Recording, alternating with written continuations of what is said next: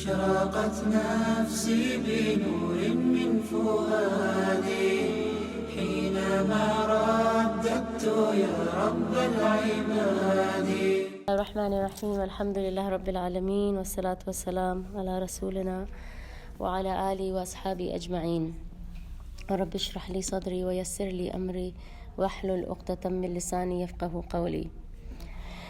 So if you remember last time, we talked about different religions which were in the region of Makkah. So we talked about three main religions. Can anybody remind me what they were? Judaism. Mm-hmm. One is pagan. Yes, what is idol worship? Idol worship. Yeah, and Christianity.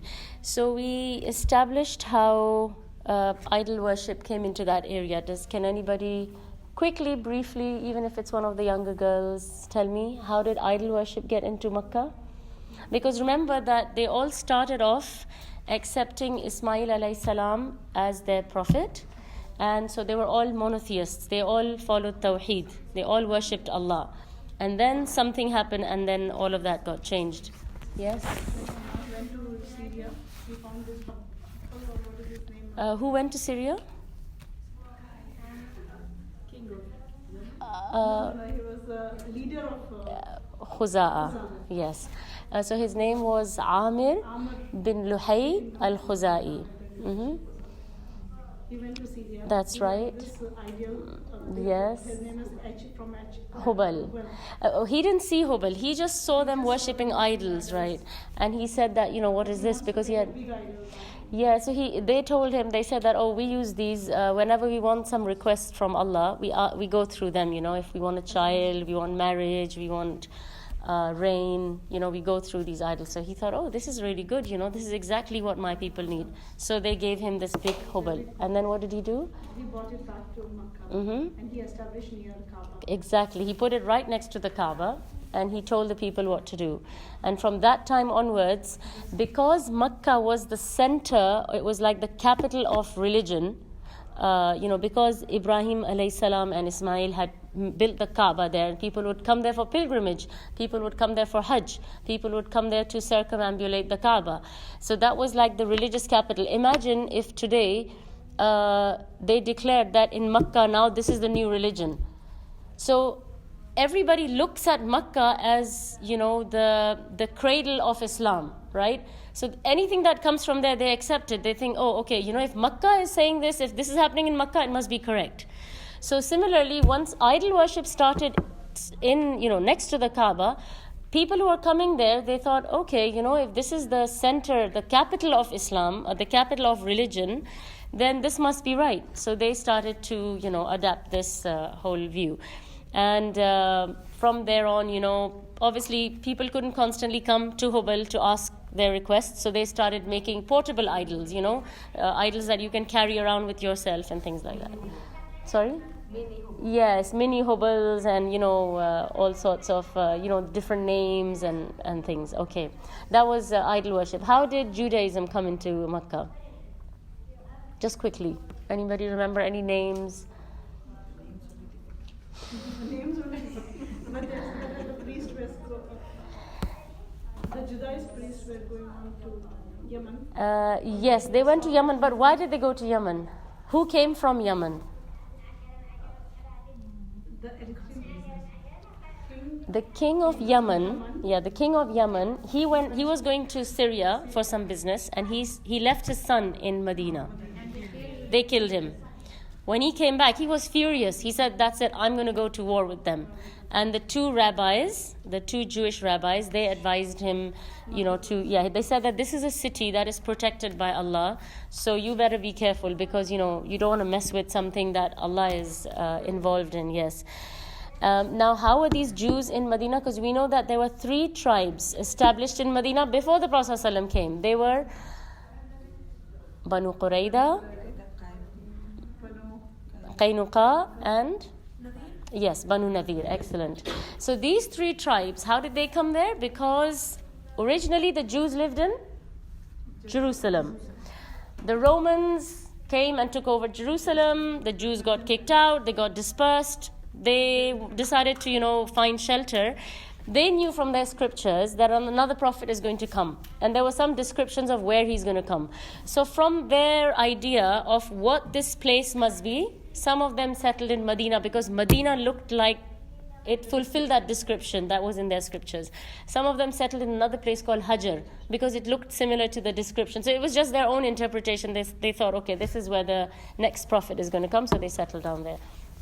And then with Tabban Asad, they went back to Yemen because he really liked their religion. He agreed with them that he didn't go to battle. He took them back, and they did dawah in Yemen, and so Judaism spread in the Arabian Peninsula.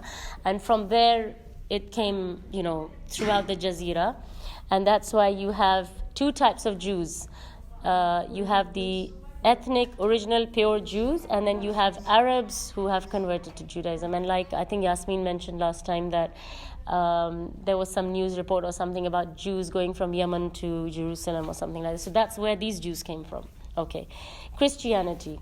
So you remember we mentioned a long story last time, which I'm sorry I wasn't able to record, so I'm just going to briefly repeat it. Anybody remember the story? Yes, the boy, the king, and the sorcerer. So basically what happened, anybody remember, can say the story again? You want to say? Okay, go on.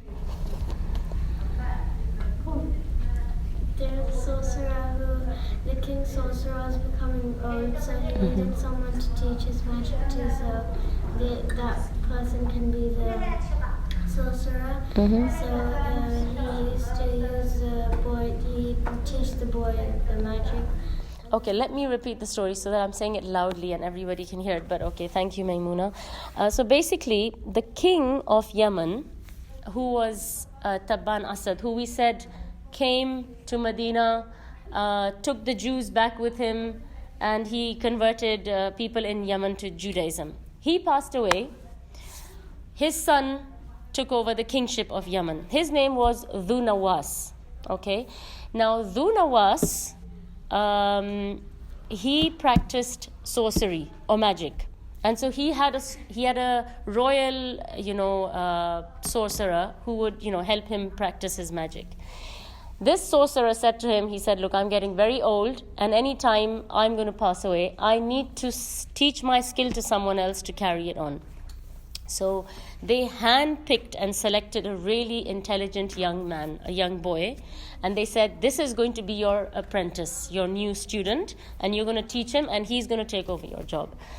So this boy, he was going towards the palace where the sorcerer was to learn his magic. And as he was on his way, he heard some sound of worship coming from a place of worship, which was like a church.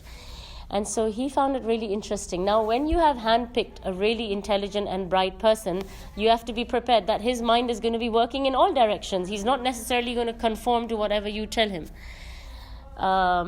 So he stopped at this place, and he went in and he found out that they were Christians, and they followed the faith of Isa alayhi salam. Now the faith of Isa alayhi salam, soon after his being taken away from the earth, had started to get distorted, but there was still a handful of people who were following the true teachings of Isa alayhi salam, which is Tawheed, worshipping Allah. And so this particular person, he was one of those people who was following the true teachings of Isa alayhi salam. So this boy went in and he found it very interesting. He said, I really like what you are teaching. But he said that I have to go to the sorcerer. So if I don't go, I'm going to be in trouble. What shall I do? So he said, okay, every day you come and you study from me, and then you go to the sorcerer. And if the sorcerer asks you why you are late, say my parents delayed me.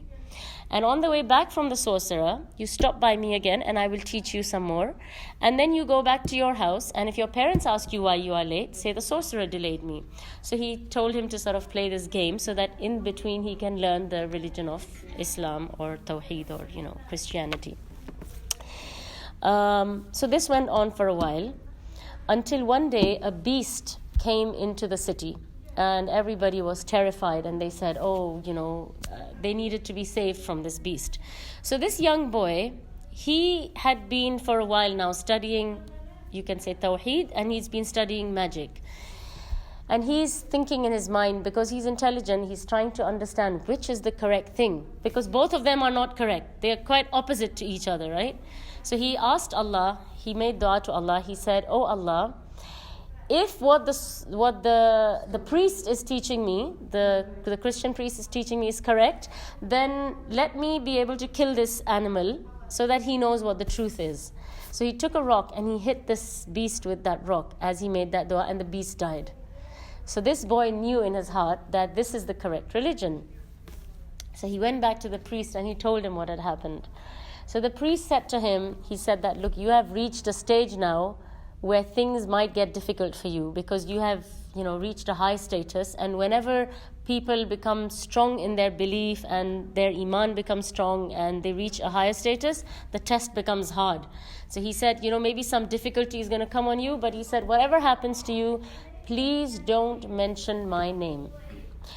Now, at that time, the Christian dawah, or the dawah of Tawheed, was happening secretly, because Dhu Nawas did not want any Tawheed to spread, because he wanted people to either worship him or be Jews or whatever it was that he was teaching. So, is it possible to shut this door? It's okay if we shut it? So what happened is that a man came to this young boy, because now he had reached a stage where he had become very good at what he had learnt and what he was doing. So he was one of the courtiers or someone in the palace of the king, and he had a problem with his eyes. He couldn't see, he was blind. So he went to this boy and he said to him that, "Please cure me." So the boy said to him, he said, "I cannot cure you, but Allah can cure you." Now, this man had never heard of Allah or who is Allah, because they were, involved with the palace of this king who was not, he was teaching that I am the king, I'm your Lord or whatever. So this boy treated him and his eyesight came back. So he went back to the palace and the king asked him, he said, "Oh, how did you get treated?" And he said, "Allah cured me." And so the king was a bit taken aback, and he said to him, he said, "Am I not your Lord? Are you mentioning some other Lord other than me?" So this man, he said, "No." He said, "Allah is my Lord and your Lord." So the king was really angry, and then he tortured him and beat him up to find out who taught you this, who told you this, nonsense. And so eventually, under duress, under pressure, this man told him that it's the boy who told me about Allah. And so this man, the king went for the boy, and he caught him, and he put him under torture and pressure to ask him, "Who taught you this?" And so although the boy had, knew he's not supposed to mention the priest's name, but under torture, pressure, he gave the name of the priest. And so they got the priest, and they told him to renounce his faith, and he refused. So the priest was not hiding the preaching of Islam because he was scared or because he was a coward, but because he wanted to continue the dawah. And he knew that if the dawah gets caught, it's going to be stopped. So because of that, he wanted to keep it secret, not because he was not brave, because he was very brave, as you see in the end, that the king asked him to renounce his religion. He refused. He got a huge sword, he placed it on the top of his head, and he sliced him into two. And still the priest did not renounce, his tawheed. So he was a brave man, but, now they were left with this boy who has the belief of tawheed. So the king, he got the boy and he got a group of his soldiers. He said, "Take him to the top of this mountain and push him down from there." They took him to the top of the mountain shook, all the soldiers fell, nothing happened to the boy. Before they went up, the boy said, "Oh Allah, do with them whatever you please." Right? He made dua to Allah. He's got a direct connection with Allah subhanahu wa ta'ala. And so he came back to the king, and the king was really surprised. So the king sent him now to the sea. He said to his soldiers, "Take him in the middle of the sea and throw him into the water." They went into the middle of the sea. The boat capsized. Again, the boy made the same dua that, "Oh Allah, do whatever you see fit with them." They went into the middle of the sea. The boat capsized. Everybody died except the boy. The boy comes back. So the king is planning another, strategy now. And the boy tells him, he says, "Look, you are not going to be able to kill me unless you do what I tell you." So the king is like, really puzzled. But he says, "Okay, tell me, how can I kill you?" And he says, "You take me and you tie me to this lamppost. You collect all the people of the city, and you take an arrow and say, in the name of the Lord of the boy, Bismillah, and then you shoot it and you will be able to kill me. So he said, okay, because he just wanted to get rid of this tawheed, right? He said, whatever it takes, I'm going to kill this boy. So he did exactly what the boy said. Now when he did that and the boy died, the arrow went, it hit him in the middle of his head, and the boy died. As the man said Bismillah and he shot it, he died. All the people who were watching became Muslim because they knew that this is the truth. And his courtiers and his soldiers said to him, he said, what you were afraid of has come to pass. Now we have hundreds of this boy, We were trying to get rid of the priest and the friend and the boy. Now we have like thousands of people on our hands who have this belief. So the king was determined. He's not seeing through anything. He doesn't believe anything is the truth. He's like so intoxicated with his own, power struggle and things like that. He got them to dig these deep trenches and put fire in them. So they are burning from inside. And he said, whoever doesn't agree to renounce their faith, throw them into this trench, or they just jump in. And so that is when the incident happened where a woman with a newborn baby, she was about to jump into this trench. And she stopped and she hesitated. Imagine, you're with your little baby. And the baby spoke. And he said that, jump in, O mother, because you are on the truth. You're on the, correct path. And so she jumped in. And so these trenches are actually still present in Najran, in a city which is like the last border city of Saudi where Yemen starts. It's actually a really nice, peaceful place. It's full of large mountains. And unfortunately, there are these trenches which are still there. They're black because obviously this was all burnt, right? So that was how he tried to end Tawheed, but there was one man who got away. There's always somebody who will get away, right, from this kind of monstrosity or this kind of tyranny. So this man, he got out of Najran and he went all the way to the Roman emperor because he's looking for some Christian, right, who's going to support him in his cause. And he went to the Roman emperor and he said to him that this is what the Jews in Najran or in Yemen or in Najran have done with us. So please, can you help us and support our cause? Now, this king probably had a slightly different understanding of Christianity to this young man who had the faith of Tawheed, because like I said to you that once Isa alayhi salam was gone, Christianity very quickly got messed up, okay? But however, he still wanted to help this guy because he's a Christian, and he said to me, look, I'm really far away from where you've come from to help you out. But he said, what I can do is I can write a letter to the Negus of Abyssinia, Najashi, and maybe he will help you. Because the Najashi was Christian. So he wrote him a letter, and this man went over to Najashi. And what Najashi did was he sent a general called Aryat to Najran to fight and to avenge the death of all these Christians or Muslims who were killed at the hands of the Jews. So Aryat took his army from Abyssinia, went to Najran, fought with them, and he managed to defeat them. And Dhu Nawas, when he was defeated, he committed suicide. He just jumped into the Red Sea and killed himself. So that was the end of Dhu Nawas after all of that he did. Now Aryat ruled Yemen. Okay, and so Christianity or Tawheed was prevailing in this area. And then there was some dissent. One of the generals from Aryat's people broke off from Aryat's army, and he sort of made up an opposition. And so now we had Aryat and this general who was trying to struggle for power in Yemen or in the area of Najran. So Aryat said to him, this general's name was Abraha.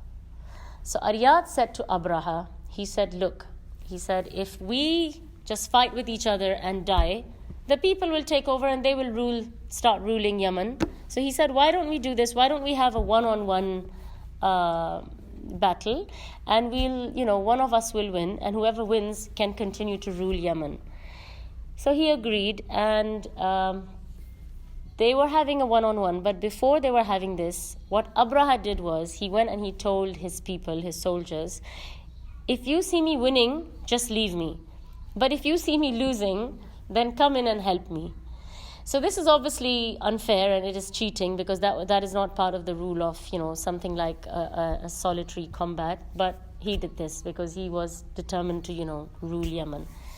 So while they're having this battle, Aryat was known to be tall and thin, and Abraha was known to be short and chubby. Okay, so as they were having this fight, Aryat chopped off Abraha's nose.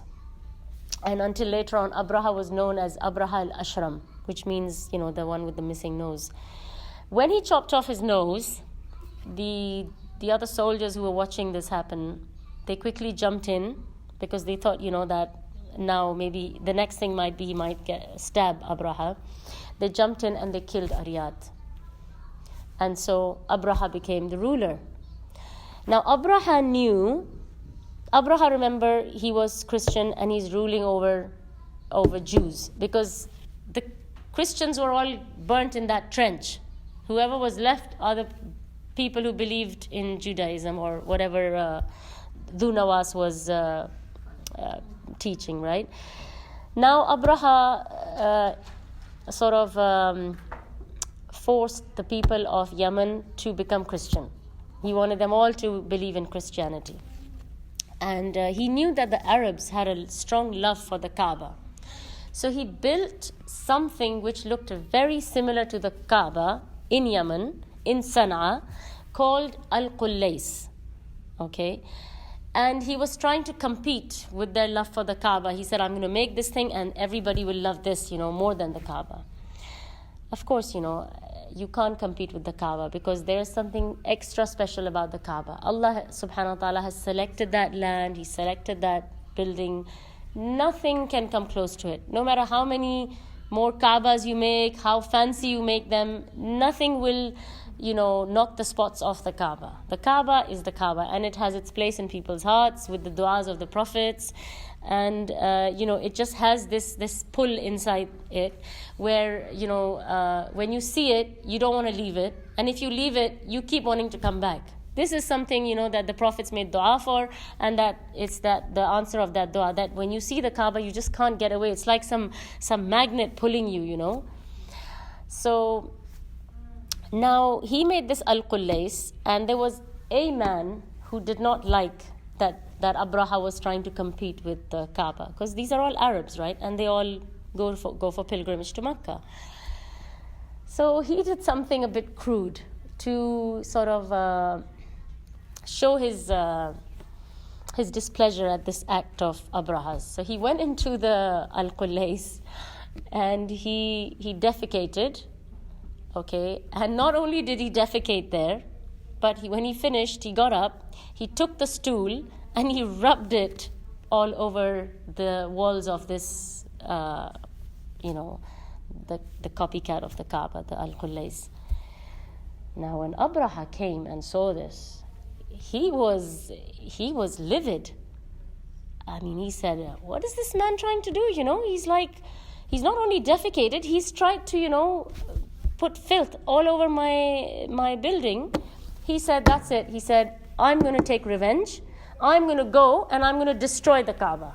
Because, he tried to spoil my house of worship. I'm going to go and destroy the Kaaba. And of course, what a foolish idea that was. So he took his army, and his army was massive. And they marched all the way from Yemen. On the way, they faced some opposition. Some people came in to try and stop them. And they didn't succeed. In fact, one of the generals was taken as a prisoner. And he marched until he reached Taif. And from Taif, he got some more help from some people. And then eventually he got to the boundary of Mecca. On his way to Mecca, he saw some shepherds, and he saw some cattle and camels, And he said to his army, he said, take them all, right? Now, when he reached the borders of Mecca, and he has done whatever he has done so far, Abdul Muttalib wanted to come and see Abraha. Okay, now Abdul Muttalib, we will talk about this in a little more detail, inshallah, when we finish the story, inshallah. I hope we have time. He was very good looking. He had an awe about him.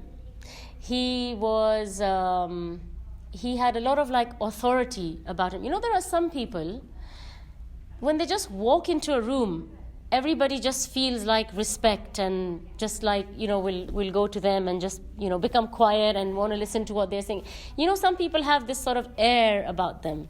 He was that kind of person. He sort of demanded respect wherever he went without saying anything. It was just the kind of persona that he had. He was a very charismatic man, very good looking, and of course, you know, very talented, and he had, you know, came from very good lineage. So Abdul Muttalib, obviously, he can't just go and see Abraha. Abraha is like the king of Yemen, right? You can't just go and walk in and say, I want to see the king.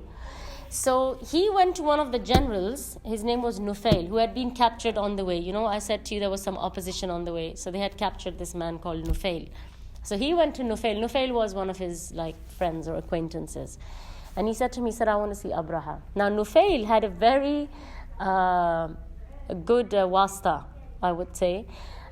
He knew somebody called, I think his name was Unais.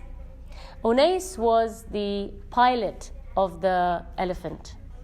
Okay, so Nufail said, okay, I will arrange this meeting for you through, you know, the pilot of the elephant, because the pilot of the elephant is a key figure, right, in this whole story.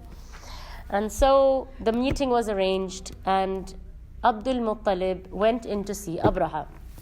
Now normally, when anybody would come in to see Abraha, Abraha would sit on a throne, and everybody who came to see him would sit below his feet. But when Abdul Muttalib walked in, Abraha just felt this awe towards him, and he just felt very uncomfortable to have Abdul Muttalib sit below his feet. Now what is he going to do? He can't make Abdul Muttalib come and sit on the throne with him. He can't do that. And he's very uncomfortable to make him sit below his feet. So Abraha got off his throne and he went down and he sat on the floor with Abdul Muttalib. And he said to him, he said that, you know, what do you want? And so they had a translator between them. And so Abdul Muttalib said, I want my camels back. You have taken 200 of my camels. I want my camels back. So Abraha said to him, he said, until now, I had a lot of respect for you. And I thought, you know, I just felt like a lot of like awe and, you know, like majesty towards you. He said, I have come to destroy your livelihood, to destroy the house that you hold in so much esteem, to destroy your Kaaba, and you are talking to me about camels? He's saying, what are you doing? You know, I mean, is this all that's important to you? This is a very famous story, so maybe some of you have already heard it. So Abdul Muttalib said to him, he said, I am the owner of the camels. So I have come to ask for my camels back. The Kaaba has an owner, and the owner of the Kaaba is Allah, and He will protect his house or his Kaaba.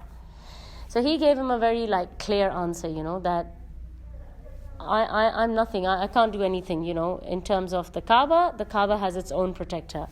I'm just a small person who owns camels, and I just want my camels back because my livelihood depends on my camels, and my camels depend on me, so, you know. Abraha said to his soldiers, he said, give him his camels back.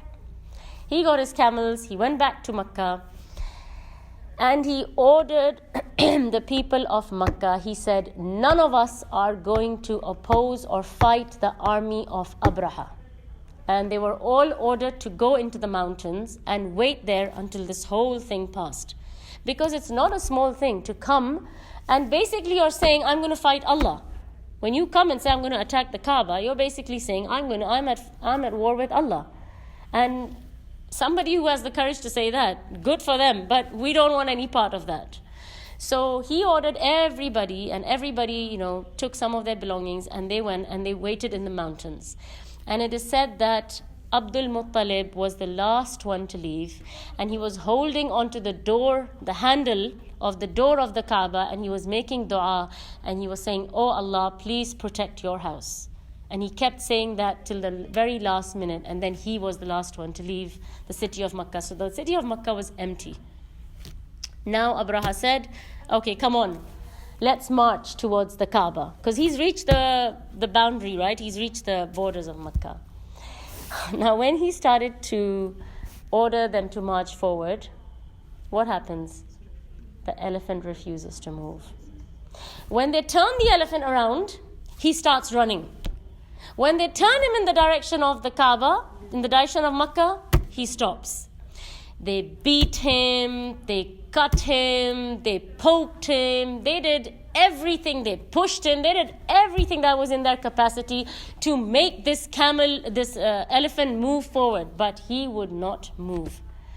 Some people say that Nufail, the guy who was captured on the way and who helped arrange the meeting between Abdul Muttalib and Abraha, they say that he broke off his shackles and he went to the elephant and he said to him in his ears that this is the house of Allah, don't march towards it, or something like that. Allahu alam. Whatever happened, Allah knows best. But this elephant knew that it is not taking a single step in the direction of the Kaaba. Okay, even the animal had more sense than this Abraha, right? And so eventually, that the end of these people was فَجَعَلَهُمْ كَعَصْفٍ مَأْكُولٍ. Right? Allah subhanahu wa ta'ala, nobody knows the soldiers of Allah. Nobody knows. Allah subhanahu wa ta'ala has used water as a soldier. For whom? Fir'aun. Allah subhanahu wa ta'ala has used wind as a soldier. Allah has used sound as a soldier. Allah has used different things. These are all soldiers of Allah. Nobody knows. Right? So there were these birds. They came with rocks in or stones in their claws, and they threw them on these people. I mean, who would have thought that birds in the sky throwing little stones is going to do something to anyone? But when Allah subhanahu wa ta'ala wants to do something, He does it. And that's why you do not mess with Allah subhanahu wa ta'ala. You don't. When Allah tells you to do something, you do it. And you don't oppose it. You don't oppose Allah subhanahu wa ta'ala's laws and His rules and His decisions. So they were finished off. The description in the Quran is like uprooted trees. If you ever seen like dead palm trees which have been like uprooted and just lying on the floor, it just looks like a dead barren land with like all these dead trees, yeah. So this is what their state was. This huge, massive army was finished like this with stones and birds. So nobody knows, the soldiers of Allah subhanahu wa ta'ala. Yes. Yes. And so did all his army. This year was known as Aam al-Fil, the year of the elephant. In those days, there was no calendar. The calendar came afterwards, after the Hijrah, and in the time of Umar ibn al-Khattab. They started using dates and age. And before that, people would know events according to big things that have happened. Even if you think about our own, great-grandparents, they talk about things, in the year when this happened, that's when she was born. Or they don't know their own ages, They know that, when this big thing happened, that's when I was born, that's when this was, So at that time as well, they used to demarcate in, things according to, important things that had happened in that year or in that era. So the Prophet ﷺ this is the year in which the Prophet ﷺ was born. Now, at the time that the Prophet ﷺ was born, there was a lot of ignorance and paganism and a lot of evil that was going on the earth, and the world was in desperate need of some divine guidance, and it was in desperate need of revelation. So that's the time at which the Prophet ﷺ came, when there was a desperate need. There was a lot of, bad and evil and, horrible things happening. Not that everything was bad and evil. There was some good, but in general, the situation was not good. And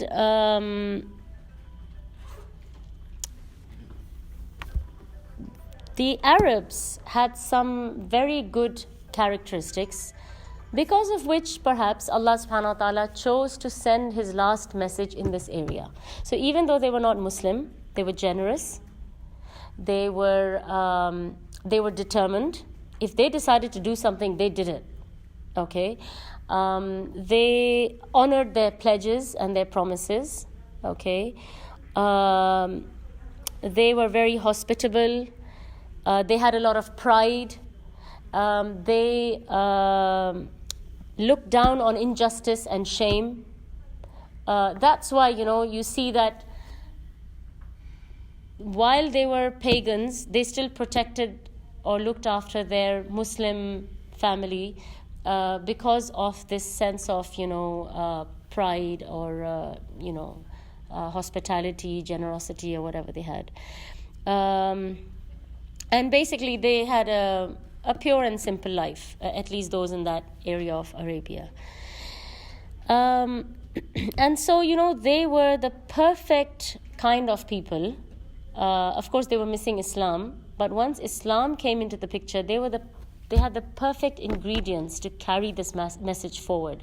Because you needed determination, you needed a sense of justice, you needed honesty, generosity. You needed all these qualities to spread the message of Islam. And they had everything except Tawheed, which is what, was the missing main ingredient. And so that's why when they went and did their futuhat, where they opened lands and established Tawheed in them, people didn't dread that, the Sahaba are coming, They actually welcomed them because they looked at them as liberators.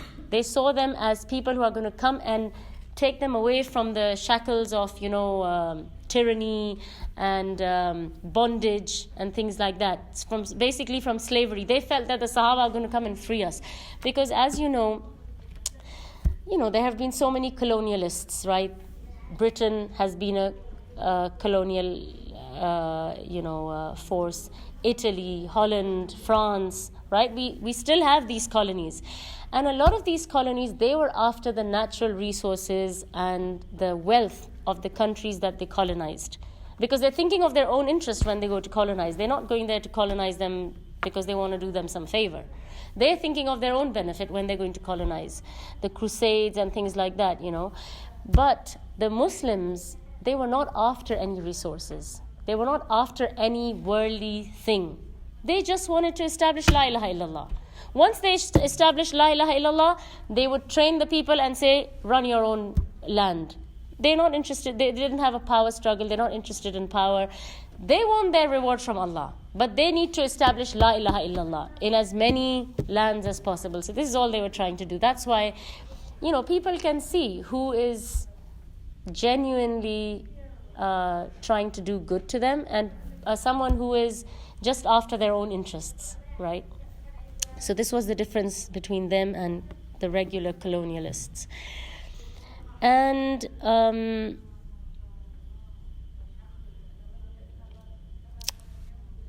now there are many stories around the birth of the Prophet ﷺ, but I will not mention them because not all of them are 100% authentic, and I want to try and stick to authentic narrations. Okay, so the only thing I will mention to you is that when Amina bint Wahab, the mother of the Prophet ﷺ, was giving birth to him, she said that at the time she was giving birth to him, a light shone from her and it reached all the way to Sham. And Sham is that area, Sham is a general word which is used to describe the whole area of Palestine, Jerusalem, Lebanon, Syria. That whole area is called Sham. So she saw this light that was going all the way up to Sham. And you know that the father of the Prophet ﷺ died before his arrival. So he went on a journey to Sham, and he passed away in a place near Medina, and he was buried there. Okay.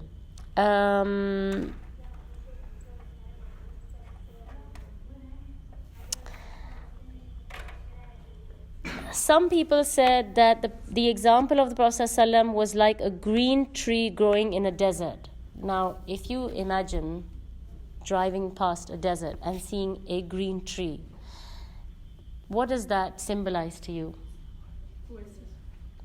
Yeah, and what does that mean? Yeah, so it shows you that everything else is dead. This is the only thing that's alive, you know. This is the best part of the desert, because everybody's going to go towards that tree, right? No one's going to go and sit near just some sand. So when they use that kind of description for him, they were trying to say that he was the only person good in his clan to be selected for nubuwah. And once, different things that people were saying reached the Prophet ﷺ. So he got onto the pulpit, onto the mimbar, and he asked, "Who am I?" And so they replied and said, "You are the messenger of Allah." He replied, "I am Muhammad bin Abdullah bin Abdul Muttalib. Allah divided the creation and made me part of his best creatures. He made them all into two groups, placing me in the better of them. He created tribes and placed me in the best one. He divided them into clans and placed me in the best one, and the best of you both in clan. I am the best of you in clan and in spirit." So he was not just the best out of the worst people. He was the best of the best. So imagine if you have, let's say you have grade 7, which has got 5 sections, and you take all the students who come first in all the 5 grades, in all the 5 sections, and then you select one person from that. Now you've selected the best of the best, right? And that's what the Prophet ﷺ's example was. He wasn't just out of the worst people, this is the best thing that Allah selected. No, he was out of the best people, this is the best. It's like the cream of humanity. And this is also explained in another narration where the Prophet ﷺ said, "Verily Allah chose Kinana from amongst the descendants of Ismail, and he chose Quraysh from amongst Kinana, and he chose Banu Hashim amongst the Quraysh, and he chose me from the tribe of Banu Hashim." So he's working back in his lineage, and he's saying that, if you go back to Ismail alayhi salam, my lineage is the best. Okay, he's not saying that out of pride or arrogance, but he's trying to show you that he comes from a very pure and clean lineage. At that time, like I said to you, there was a lot of evil going on. There was a lot of fornication, adultery, illegitimate relationships. But the Prophet ﷺ, if you were to follow his lineage all the way back to Adam alayhi salam, you will see that there is not a single case of illegitimacy, fornication, or adultery in his lineage. That's how pure and clean his lineage is. And some people might think, what's the big deal? But it is a big deal, because whatever you are, as in, your origin is, it has an effect on you as a person, and it affects your personality. And so people who are born out of wedlock, for example, I know it's no fault of theirs, but that whole haram way in which they came into existence, it affects them. It affects their disposition, it affects their character, it affects their personality, it affects their persona. Yeah, it affects their future life and what they do with it. All of these things, they come into the equation, and that's why you see the importance of having a pure, clean lineage all the way back to Adam alayhi salam. This is not a small thing. This is a big thing, because obviously a lot has happened since Adam alayhi salam, right? People have gone astray, people have done all sorts of things, but the lineage of the Prophet ﷺ stayed clean and pure all the way down. And so this is something, special and worth mentioning. Now, the famous names of the Prophet ﷺ, before we carry on, are the two main names that we know. Yes, Muhammad and Ahmad. Muhammad means the one who is praised all the time. And I don't think we know anybody who is mentioned and praised and talked about as much as the Prophet ﷺ. I mean, the number of books, amount of literature written on Rasulullah alayhi salatu wasalam is phenomenal. Now, whether it's correct or not correct is another topic, but the number of things that people have written on him, his life, his battles, his struggles, or whatever, it's phenomenal. I mean, one lifetime is not enough to go through all of them. That's how many things people have, this is how much he is mentioned. So Allah subhanahu wa ta'ala made him live up to his name. He is indeed the praised one, and nobody is praised like Muhammad sallallahu alaihi wasallam. Even though you have all these anbiya and these amazing stories, but when it comes to the name of the Prophet sallallahu alaihi wasallam, your heart just melts and it just weeps, and you just, even in Jannah, right? You long to see lots of people, right? But from all the anbiya, it's very rare that you will hear somebody saying, oh, I really want to be in the company of Salih alayhi salam, for example. I'm not putting Salih alayhi salam down. He is also up there, as is Hud and Nuh and Isa and Musa. But everybody, even in Ramadan, I hear these du'as where people are saying, make us amongst the neighbors of the Prophet ﷺ. Everybody is just longing to see and be with the Prophet ﷺ. This is how much he is praised and loved. So he has really lived up to his name, Muhammad, the praised one. Ahmad means the one who praises. And no one praises Allah like the Prophet sallallahu alaihi wasallam. He is the maximum in praising Allah subhanahu wa ta'ala and in fulfilling, the worship. And of course, no one is capable of giving Allah his true haqq, right? But as humans, he is the one who has fulfilled that to his maximum and in the best way. So he is Ahmad and he is Muhammad, right? And then he has some other names. He is known as Al-Hashir. And Hashir is someone which means the gatherer to whom humanity will be resurrected. Who is the first person who will be resurrected on Yawm al-Qiyamah? Prophet Muhammad sallallahu alaihi wasallam. He's the first person who will be resurrected. And then after that, the whole of humanity will be. So he is known as Al-Hashir because everybody will be resurrected after him, around him. He is known as Al-Mahi. Now, Al-Mahi means the eraser. He is the only person who will be able to eradicate kufr completely and establish tawheed throughout the earth. Now, obviously, this did not happen in his lifetime, but it will happen through Isa alayhi salam, who will come as a person of his ummah, and he will remove all kufr and establish tawheed. So that's why somebody from the ummah of the Prophet ﷺ will do this, and he is known as Al-Mahi. He is also known as Al-Mukaffi, which is the successor.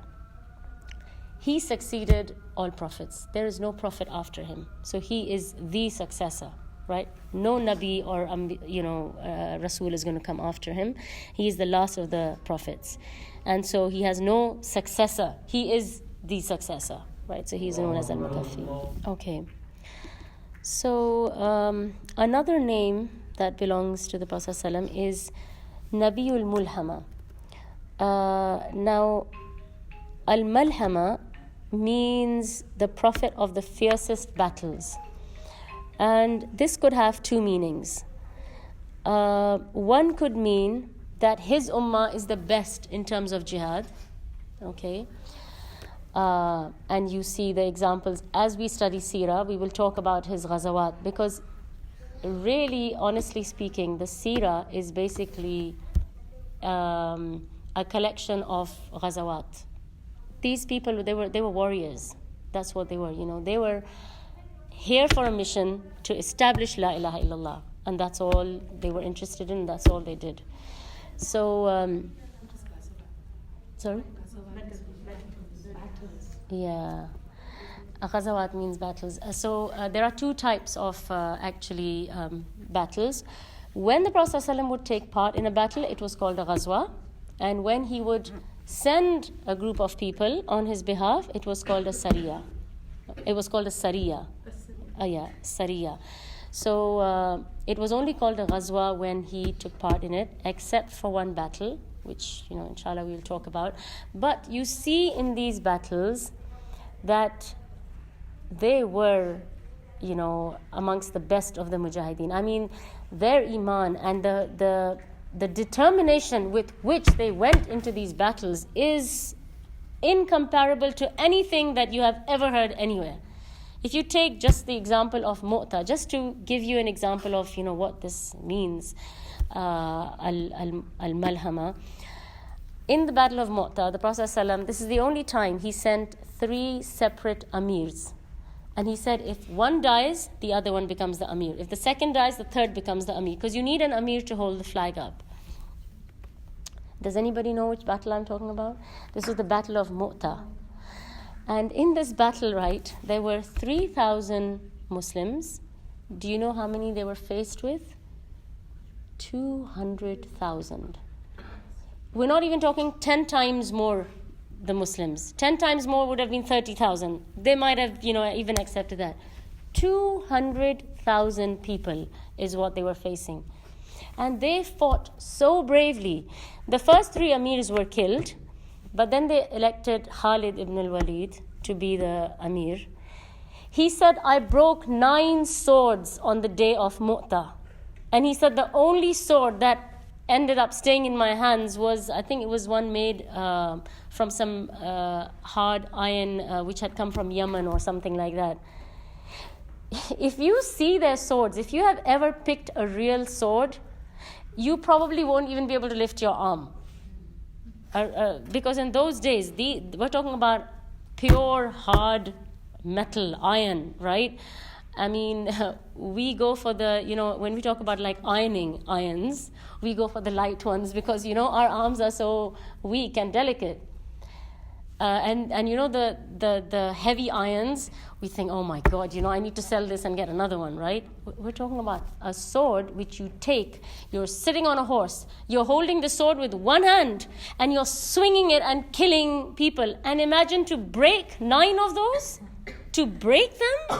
I mean, we're talking about some, serious level of bravery and determination, strength, iman. I mean, that's why these people were the champions, I mean, why? The Prophet ﷺ didn't just say that this is the best of the generations. They didn't earn that name. They didn't earn the pleasure of Allah just like that. When Allah says, radiyallahu anhum wa radu anhu.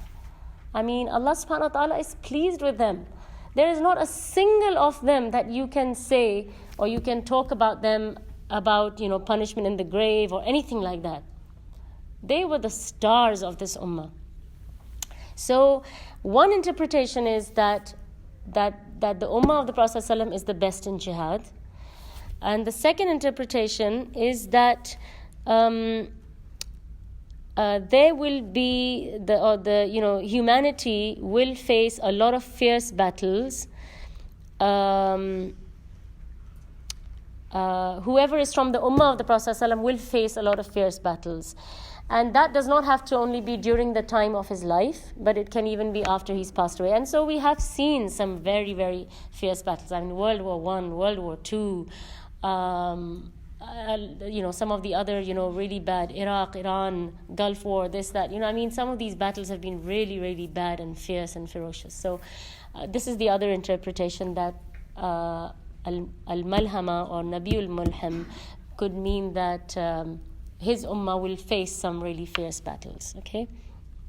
Now, quickly, we're just going to talk about the initial period of the Prophet ﷺ. So the Prophet ﷺ had 2 wet nurses. A wet nurse is somebody who gives you breast milk. So does anybody know the names of the 2? Halima Sa'diya was the second one. Who was the first one? Yes, her name was not Barra, her name was Baraka, but her kunya was Ayman. So she was an Abyssinian, she was not a Muslim. Ayman, yes, Baraka. And she only nursed him for a while, and later on she became Muslim, and the Prophet ﷺ married her to his adopted son, because he was initially a slave and then he freed him and adopted him as a son. What was his name? Zayd bin Haritha. So he married Ayman to Zayd bin Haritha, and she was one of his wet nurses. The other one was Halima as-Sa'diya. And what happened was that they believed, and I believe, to be very honest, that growing up in the city does not make you as strong and as good in character, in body, in health, as going away from the city. So if someone gave you the option of raising your child in the city or raising him in the countryside is definitely better, right? Pure air, real food, none of this, hot dogs and cheese and, sandwiches, and, you're living in a place where everything is so pure and 100% clean, the air is clean, and it also had an effect on their character. It developed them, built them into men, not just male people, but men, right? So what they would do is every now and again, a group of these wet nurses would come from the desert, and they would go to the homes in Mecca and knock on the doors and see if anybody has a baby that they want to be nursed and nourished in the desert. And then after the nursing period is over, they're supposed to bring the baby back. When they bring the baby back, why are they doing this? They get a small stipend, right? So the person says, okay, you looked after my baby, nursed him for 2 years, here is some money. That's what they want, right? They're poor people, they live in the desert, they have, 1 or 2 goats or a donkey or something like that. So this money helps them. Okay, so what happened is that Halima Sa'diya says that a group of us came to Makkah, and we went to the doors and we knocked the doors, and everyone refused to take Muhammad sallallahu alaihi wasallam. They took the other kids. Nobody wanted Muhammad sallallahu alaihi wasallam. And of course, he was a very sweet baby, but he was an orphan because his father was dead. So now they are doing this for what? For money. Are they going to get a lot of money from an orphan? Possibly not. So no one is interested in an orphan. Everybody wants a baby who has a father who can actually pay, right? So when everybody had taken their baby and gone back, Halima still didn't have a baby. So she said to her husband, she said, you know what? I'm not going to go back empty-handed. I'll take that orphan. And Allah subhanahu wa ta'ala chose her, for the Prophet ﷺ. And so she went and she took the Prophet ﷺ. And she said, as soon as I took him, now they are having a really hard time. She does not even have enough milk to nourish her own child. Because the only time you can nurse another baby is if you have your own baby. Because the way the body works is the more the baby sucks, the more the body makes milk. So even if you had octuplets, like if you had 8 babies, your body will make enough milk for 8 babies, because you think that, how's that going to happen? But the more the child sucks, the more the body makes milk. So she has to have a child to be able to nurse. So she has her own child. She's not even able to provide milk for him, and she's trying to foster another child. She said, as soon as I took him, she said, my breasts filled up with milk. And she said, I fed him, he was satisfied, and then I fed my own baby, and he was satisfied. And she's like really confused, that. I mean, for those of you who have nursed, it's very strange if suddenly, the milk fills up in your breasts when there's nothing. Because you think, how did that happen, And then the other thing that happened is that The night before, she said we couldn't get any sleep because the camel was not providing any milk. So I said to you, right, they just have like, one or two animals. And she said, because there was famine and there was hunger, there was lack of, food and water. And she said that my husband went to milk the camel. And she said the camel was giving so much milk. She said my husband was puzzled and confused because remember, to make milk, you need to eat and drink. Why did Ismail alayhi salam's mother Hajar run out of milk? Because the dates and the water are finished. If you're not eating and drinking, where are you going to make milk from? So now they're really confused. The camel has nothing to eat. Halima has nothing to eat. But the milk is just like flowing in the camel and in Halima. So her husband came back and he said to her, Halima, you have brought us a blessed soul. Because now they're thinking, this is the barakah of this baby. He has brought his rizq with him for himself and for us. And this was the way of the Prophet ﷺ throughout his life. Anything he touched, anything he put his hand into was blessed. And it multiplied and it just amazed people that where did this come from? So at this point, they were still in Makkah and they were getting ready to go back to the desert.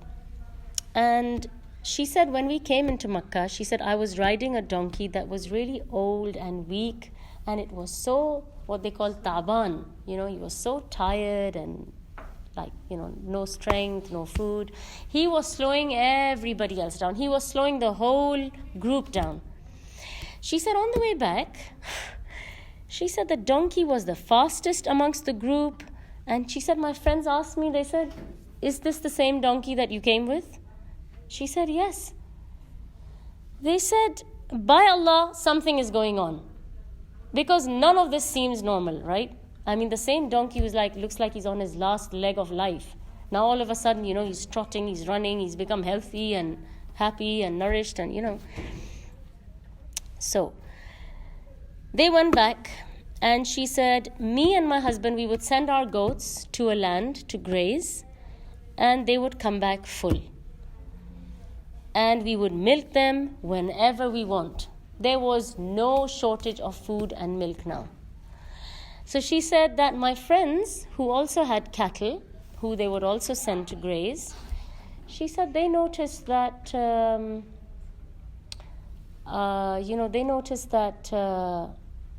our animals are not full of milk. They're going to graze.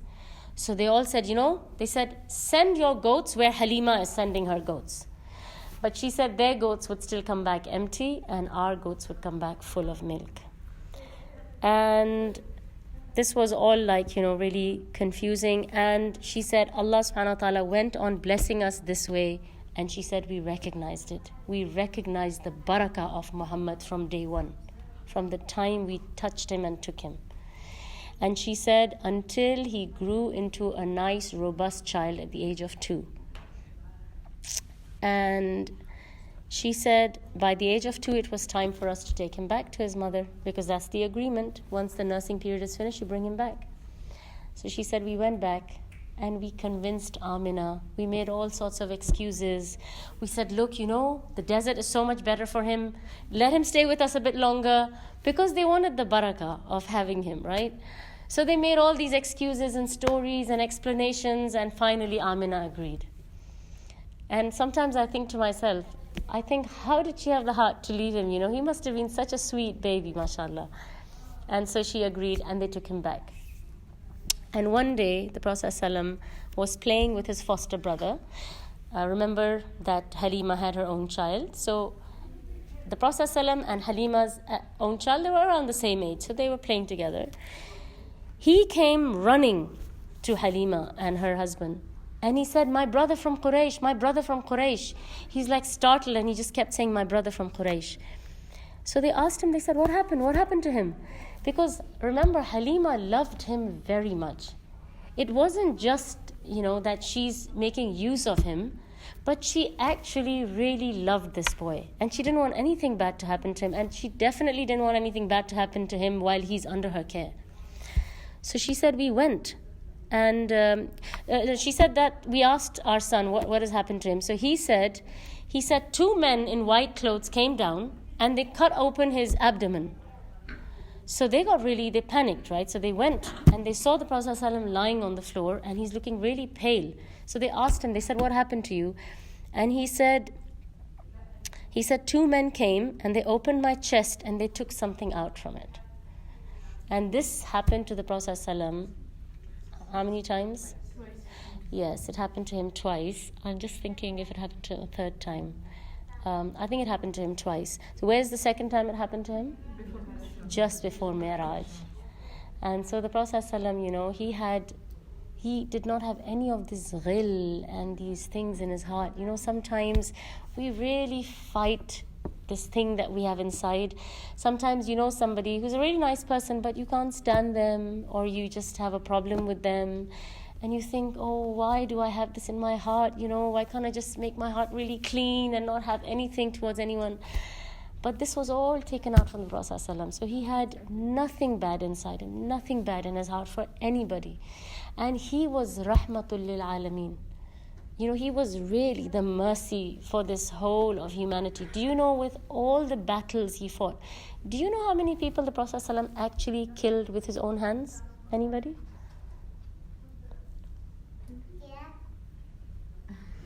Oh, mashallah. How many? Do you know? None. No. Anybody? 1. He only killed 1 person in all his life. And that is what you call mercy to mankind. He was really mercy to mankind. He did not want to kill people and put an end to them. He wanted to save people from the hellfire. And he wanted as many people as possible to enter Jannah. That's what he wanted. And there's nobody else like that. There's nobody who comes close to him in wanting that for his ummah. That's a good question, and that's your quiz question. Find the answer to that and tell me next time. Because if I just give you the answers, then, that's going to be boring. Okay, inshallah. I'll just complete the story, inshallah, after salah. Okay, so I just wanted to finish off the story. So when this incident happened, right, whether, Bismillah, Alhamdulillah, wa salatu wa salam ala Rasulillah, salatu wa salam. When this incident happened of the Prophet ﷺ's chest or abdomen being opened, Halima got scared. And she thought, that maybe something bad might happen to him. So she took him back to Amina immediately. She went back to Makkah and she said to Amina, she said, here, you can have your child back. So Amina said to her, she said that you were so enthusiastic about keeping him. What happened all of a sudden, you decided to bring him back? She said, no, I just thought, it's better you just have him. And she wasn't giving her straight answers. When Amina put some pressure on her, then she told her what had happened. So Amina said to her, she said, are you afraid that the Satan is going to do something to him? So, are you afraid that Satan might hurt him? And then Amina said to her, she said, by Allah, that will not happen. She said, when I was pregnant with him, it was the lightest pregnancy. And when I delivered him, his birth was unlike any other child. And when he came out, I have seen light that was reaching to Ash-Sham. So the protection of Allah is with him, and I am sure that he will have a great future. So she reassured her that nothing will happen to him. But of course, she took her child back. But she reassured her that if that is what you're afraid of, then, you can be rest assured that inshallah he'll be all right, because, she felt that he has the protection of Allah. And so then he remained with his mother until the age of 6, which is when she passed away. And then he was completely orphaned, as in, he didn't have a father and he did not have a mother. And do you know who looked after him after his mother passed away? Abdul Muttalib. His grandfather took charge of him, and then he passed away as well when the Prophet ﷺ was about 8 years old. And then the care went to Abu Talib, who looked after him and supported him for the next 40 odd years of his life. And then inshallah, so I've just covered the early years of the Prophet ﷺ's life, when as a child and his, birth and things like that. Inshallah, next time I will talk about a few events that happened before his prophethood, and then we will talk about prophethood and how that started. Wa subhanaka Allahumma wa bihamdik ashhadu an la ilaha illa anta astaghfiruka wa atubu ilayk. وآخر دعواهم أن الحمد لله رب العالمين.